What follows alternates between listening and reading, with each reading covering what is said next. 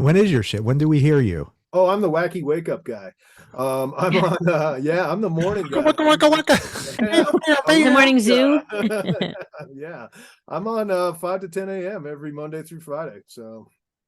Oh, Okay, you must be exhausted. not up at 5. Are you up at 5? No, of course not. I've even got you fooled, Dave. So yeah, no, I voice track Yeah. everything. Yeah. Yeah, of course. Yeah. It's great for someone doing. I mean, and it's great that nobody knows. Yeah. But it's such a weird concept, from coming from live radio.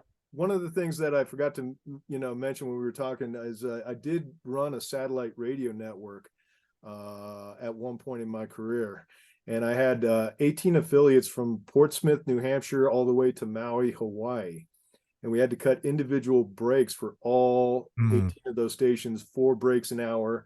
So I was doing 72 breaks an hour, across the country for 4 hours a day. And that, I mean, I had a sweat, but, when you would give the weather in Portsmouth, New Hampshire, and then give the weather for Palm Desert, California, it was remarkably different.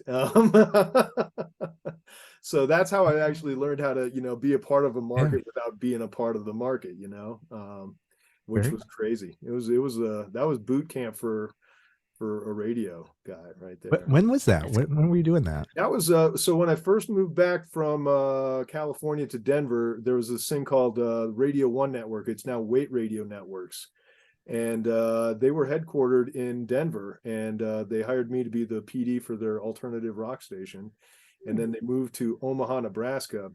And any Coloradan will tell you there's one state in the country we won't live, and that's Nebraska. So we hate them.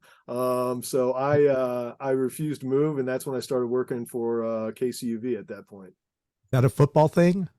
Yes, say a sports thing. Yeah. Plus, it's Nebraska. I mean, even if it weren't a sports thing, I mean, there's nothing in Nebraska. It's just. I mean, I'm a rock and roll guy, so Lincoln is now what I'd call the hotbed of rock and roll. Okay. I just came from Tulsa, Oklahoma.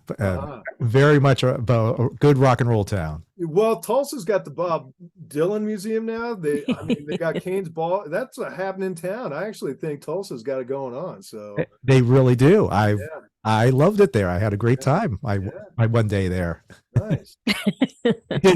I did a Springsteen. Springsteen wasn't playing in LA, so I went to Tulsa to see him and to do the Bob Dylan thing. So of course you did. Of course I did, because of course I did. Yeah. I get it. Yeah. See, Benji understands. I understand.